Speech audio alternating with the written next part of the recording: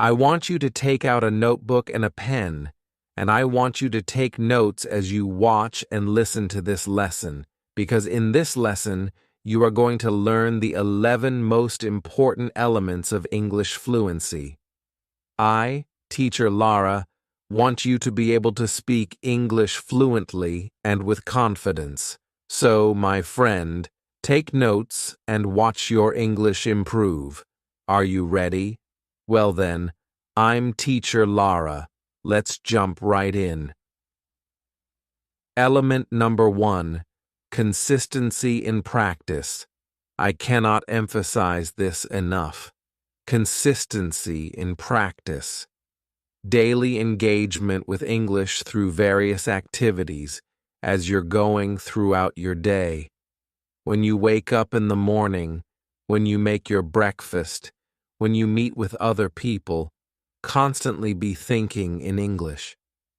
Constantly be thinking of ways to describe situations in English.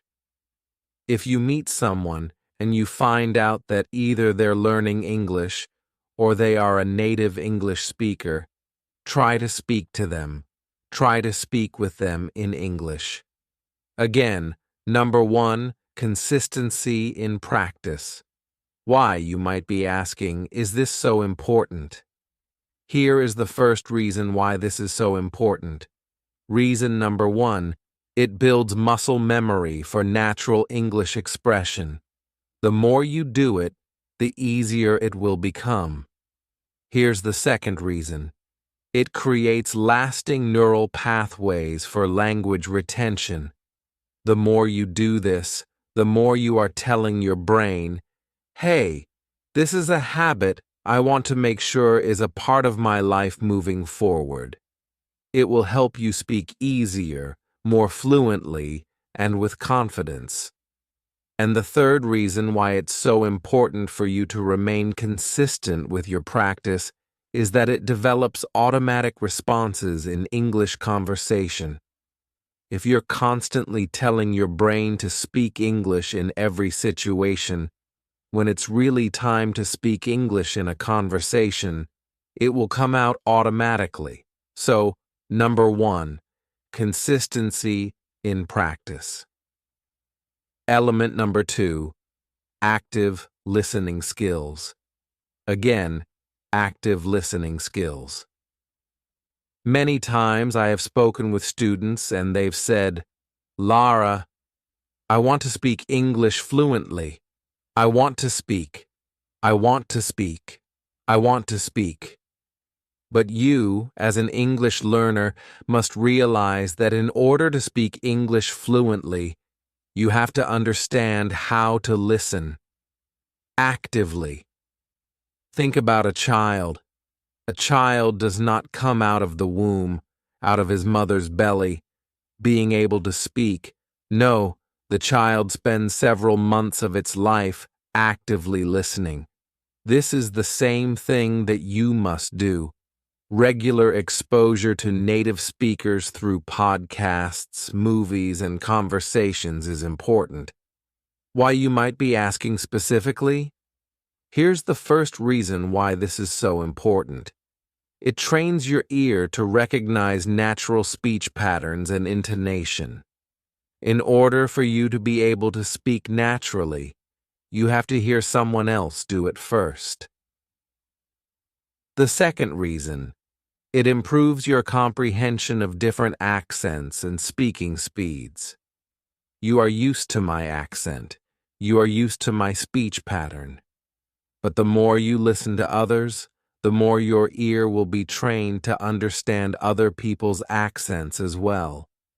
And finally, it helps you internalize correct grammar structures naturally. Now, you're probably saying, wait a minute, Lara, you never teach us grammar. You are correct. However, my students' grammar always improves. Why? Because I'm teaching my students in my academy to follow certain patterns, to listen carefully to how native speakers speak. That will naturally help your grammar improve, because your brain will say, hey, this is the pattern they used, this is the structure they used, and you will mimic that when you speak English. So again, number 2, active listening skills. Element number 3, vocabulary building. Again, we're speaking about the important elements of English fluency, vocabulary building. A systematic approach to learning and retaining new words in context. If you want to speak English fluently, you have to follow a plan that will help you improve your English vocabulary, your knowledge, improve your English vocabulary usage and ability. You have to build your vocabulary. Why? Here are 3 reasons why this is so important. First, it enables more precise and nuanced communication. Instead of just saying all the time, good, that's good, that's good, say, that's amazing, that's awesome, that's spectacular, that is out of this world. You need to expand your vocabulary so that you'll be able to be a bit more precise when you're speaking. The second reason, it increases your confidence in professional and social situations. When you are able to use vocabulary words that match a situation, all of a sudden, your shoulders will go back. Again, we're talking about speaking English fluently and the elements of English fluency. Here's the third reason why it's so important for you to build your vocabulary in order to speak English fluently. It allows for better understanding of native content without translation. You don't want to have to go to your phone or your computer each time you're trying to understand someone. The more you build your vocabulary, the more you will understand without having to go to a dictionary. Element number 4, speaking practice. Now, we're actually getting to the speaking part. Regular conversation practice with language partners or tutors. This has been a game changer. Notice it says language partners or tutors. As an English learner, sometimes you might think that you have to practice with a teacher. A teacher is what you need, and no one else. In reality, you can improve by also practicing with a language partner, another individual who is also learning. Why? Because the stress immediately goes away. You don't feel like they're judging you at all. They're just learning, just like you, and that will help you feel more confident. 3 reasons why this is an important element. Reason number 1. It develops quick thinking and responsibilities in English. The more you practice, the quicker you'll become. Reason number 2. It will help you improve your pronunciation through real-time feedback. Even if you're practicing with a language partner, that individual will let you know, "Hey, what word did you just say again? Ah, that's what you're saying." You'll realize, my pronunciation wasn't correct, or a teacher will also let you know. Finally, it builds practical conversation skills for real-life situations. You practice, and then when you get to the real-life situation, you'll have more confidence. Element number 5, pronunciation training. A natural transition into the 5th element, pronunciation training. Don't worry, we're going to get back to the lesson, but I had a question for you. Are you tired of feeling stuck at the same English level? You've studied English for months or years, but when it's time to speak, the words just don't seem to come out? Don't worry, I got you. I have a daily English lessons course, and it's the key to unlocking your advanced English level. With my 365-day study plan, you'll follow a step-by-step system that helps you speak English fluently naturally, and with confidence in just 15 minutes a day. You don't need a multitude of expensive courses or endless grammar drills. Just follow the plan, achieve small wins, and watch your English be transformed. My students are already seeing real progress. Now it's your turn. Click the link right below this video and start your journey to advanced English today. Focus on accent reduction and proper sound production. Now, here's the thing. It doesn't mean that you're going to remove your accent completely. It says reduction, right? And proper sound. For example, if you go to one of the southern states and you speak to an American there, they will sound completely different from me, your English teacher. However, you'll be able to understand what they're saying. Once you get over their accent, you'll understand the words that they're using and the words they're saying. Why? Proper sound production. We're focusing on getting the sounds right. I'm saying this because sometimes English learners, and maybe you as well, get stressed because of their accents. And I say, listen, you want to reduce the accent a bit so that we can understand certain things, but make sure your sound is correct. For example, the TH sound. Your tongue has to come through your teeth. The, not duh. That's the da sound, which is not correct. So, learning the correct sound, again, not being stressed about your accent, the way there, this, thus, putting your tongue through your teeth, learning the right sound production. 3 reasons why this is so important. First, it ensures clear communication and prevents misunderstandings. When you learn the proper sounds, communication will be clearer. The second reason, it increases your credibility in professional settings. When you're able to make the proper sounds, you'll gain more respect. Finally, it builds confidence in speaking with native speakers. If you feel that you're able to produce a sound properly, you'll suddenly have more confidence to speak with native speakers. Element number 6, writing skills.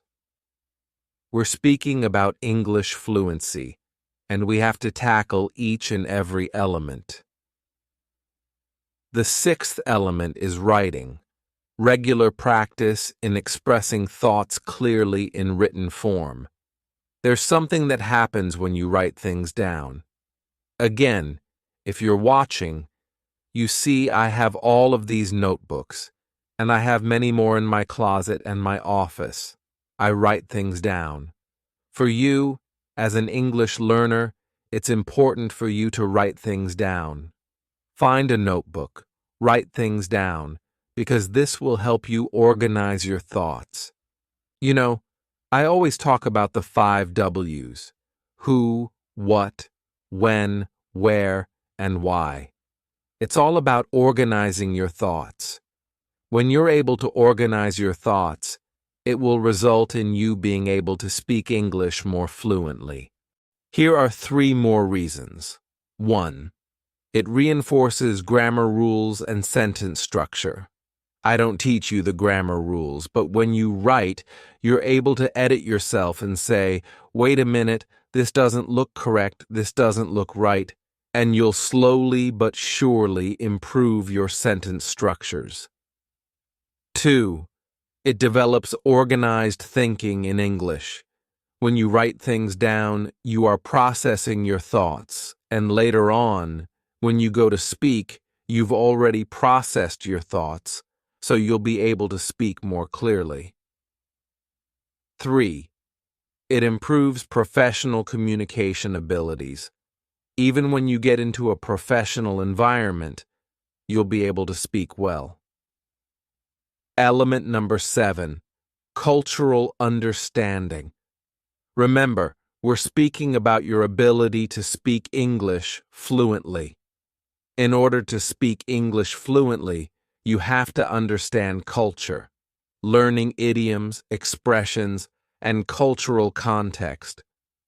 When I was studying Korean, I experienced this exponential growth when I started understanding more about Korean culture. So, why is it so important for you as an English learner to understand culture? First, it prevents cultural misunderstandings in conversation. Think about it.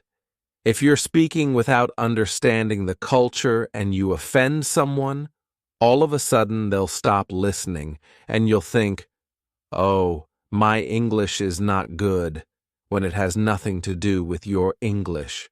You have to understand the culture. Second, it enables you to use expressions in a natural way. When you understand the culture and the idioms, you'll be able to use them correctly. Finally, it will help you build strong connections with native speakers.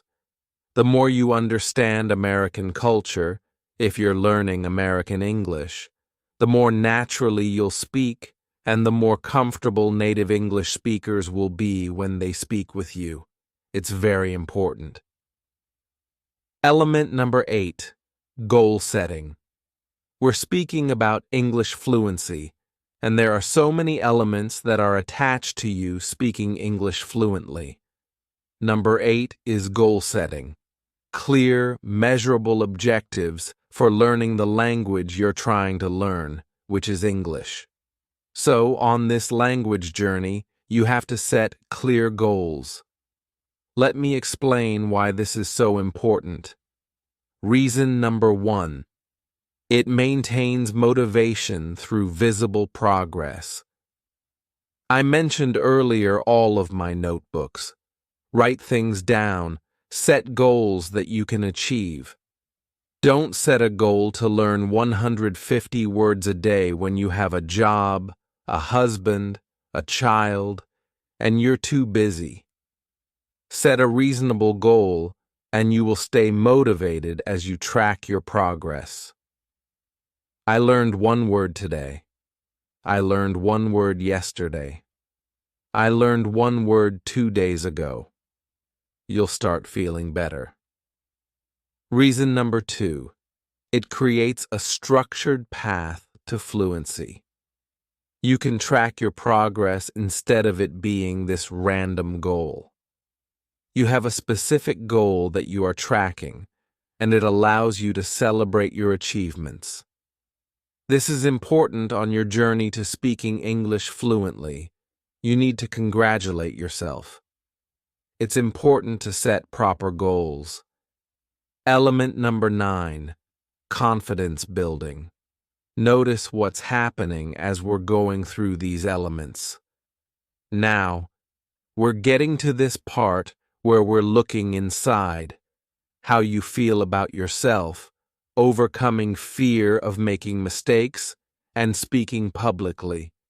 This is an important element of your English journey to speaking English fluently.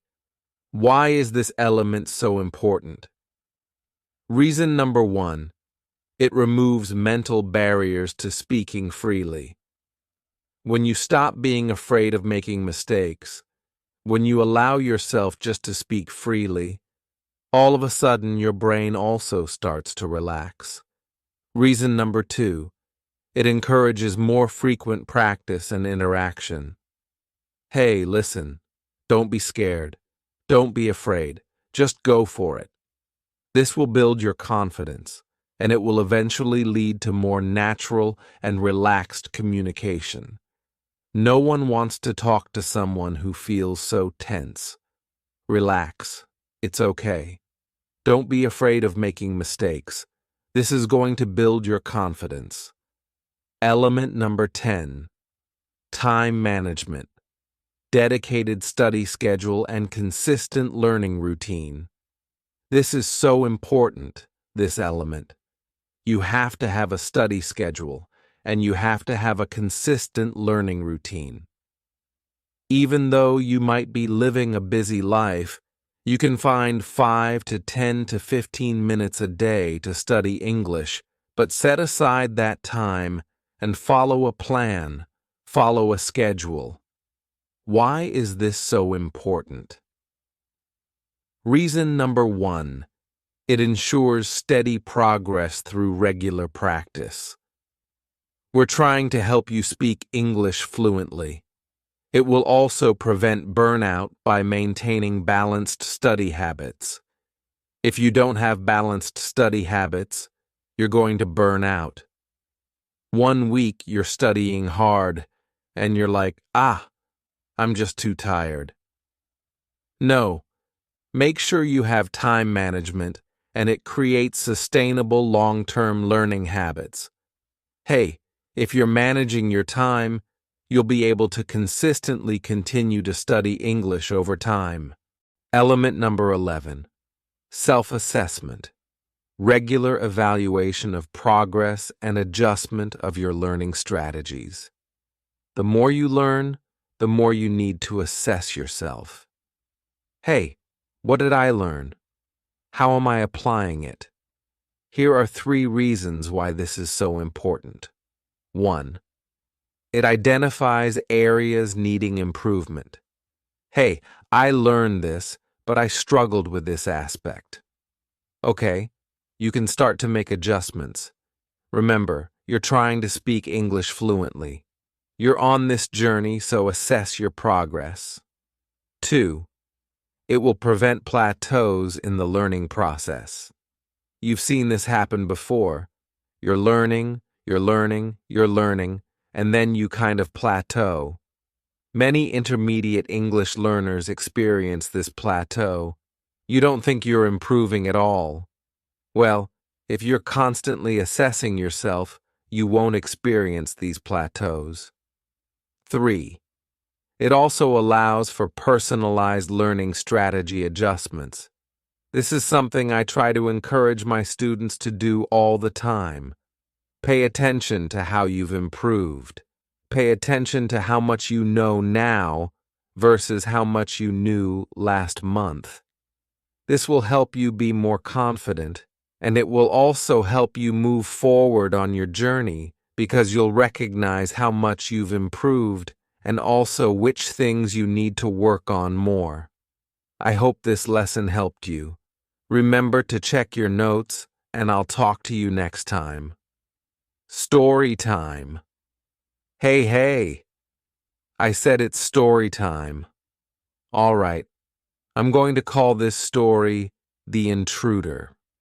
So let me take you back, way back, almost 20 years ago.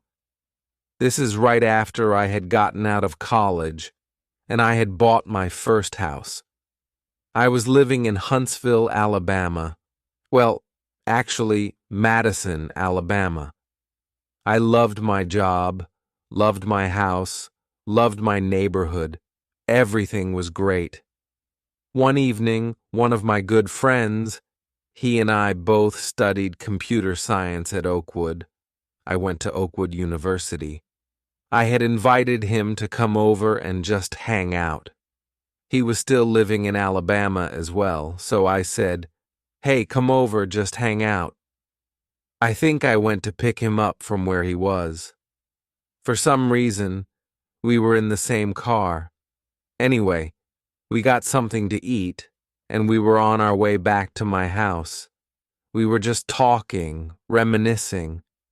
He and I were both in this acting group when we were in college and university, and we were just really close. We're still close, still good friends. So, as we enter my neighborhood, there was kind of this, you drove straight, and then you turned left. There was kind of a winding road to get to my house. So I'm driving the car, and he and I were just kind of talking. As we were coming around the bend to where my actual house was, I noticed that the light in my bedroom was on. Now remember, I wasn't home. My friend and I had just gone to get something to eat, and we were heading back to my house to hang out. I lived alone. No one lived with me. My bedroom, the master bedroom, was on the second floor. The other bedroom was on the main floor, with the kitchen, living room, dining room, and everything else. No one lived with me. So when I saw the light, I stopped talking. My friend, his name is Justin, said, "Lara, what's going on?" I said, "The light is on in my bedroom." He said, "What are you talking about?" He turned his head, looked straight and looked up, and he also saw the light on. You could feel the silence in the car. I kept driving forward but slowed down a bit. I said, "Justin, what are we going to do?" "The light is on in my master bedroom, which means somebody is probably inside, an intruder." He said, "All right, Lara. We're together. We can figure this out." So I pull slowly into my driveway. I said, "All right." So we're sitting in the car. The light is still on in my master bedroom. I said, "All right, what's the plan?" And at that moment, this is why you need to have some ride or die friends. He said, "All right, Lara, look, we're going to get inside. We got to get in your house quick, right? We got to get in there quick. You got a broom?" I said, "Yeah, I got a broom." He said, "Okay, you get the broom. I'll get a knife, and we'll just handle some things. We'll figure out who's upstairs." Again, I know the end of the story, so it's funny now, but I said, "All right." We were serious. We were like, "Listen, we're going in to handle business." So I parked the car, put it in park, and opened the door. We didn't want to slam anything. I said, "Okay, Justin, as soon as I open this door, we're going to have to move." I unlock the door. He walks around and gets the knife from the kitchen. I get the broom, and he says, "Lara, I'll go ahead." I said, "Okay." So he's walking up, and the way my stairs were, I had 2 flights. You walked up one, you had to turn a corner and go up the next step. Then my master bedroom was around the corner.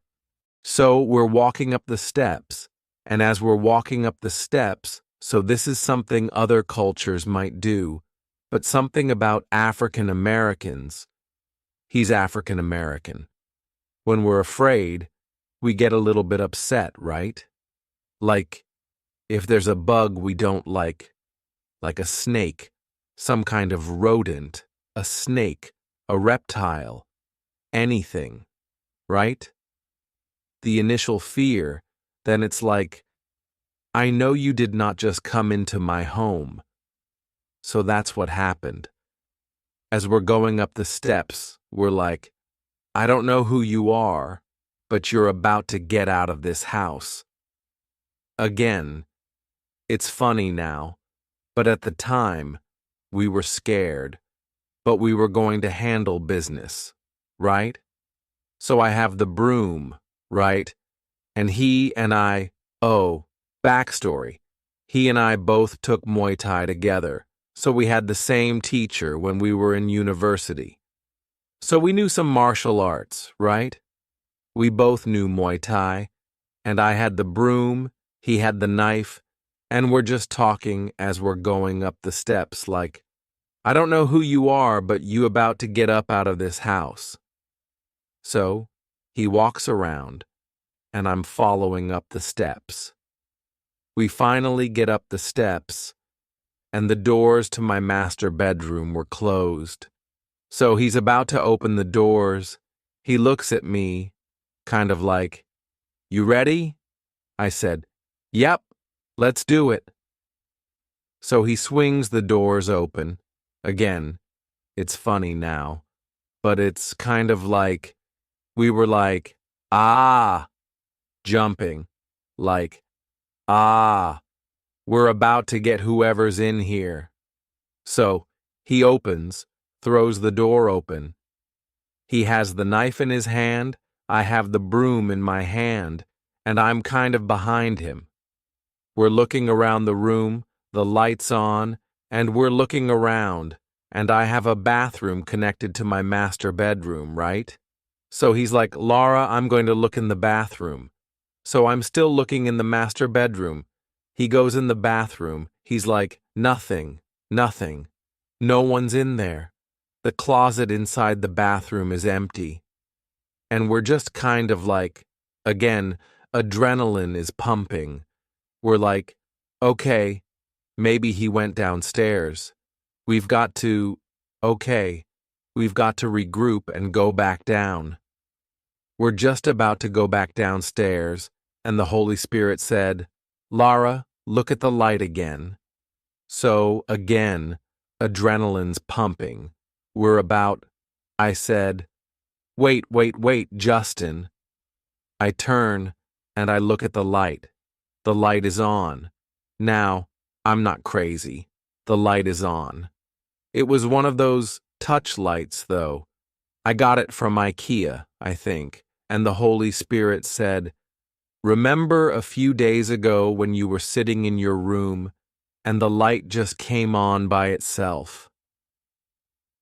Now, Justin didn't know what was happening in my mind. He's just watching my facial expressions change. His heart is pumping. He's like, what? What are we doing? What are we doing? And I'm like, huh. I'm starting to loosen my grip just a bit, on the broom. The Holy Spirit said, remember when the light came on by itself? The touch light? The battery is malfunctioning a little bit. He said, don't you think that's probably what happened? So, I look at Justin again. His adrenaline is still pumping.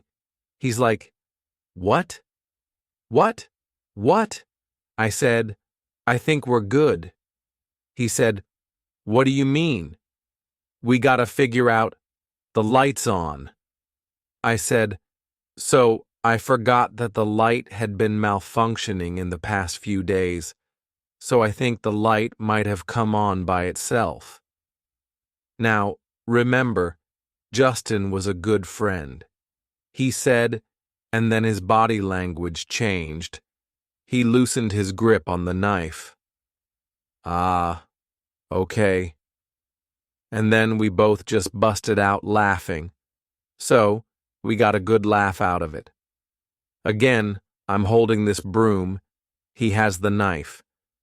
We're looking at each other, and we're just laughing. And we said, one thing's for sure. If there had been an intruder, we would have won. That's my story. Maybe you had a story like that. Let me know in the comments, and I'll talk to you in the next lesson.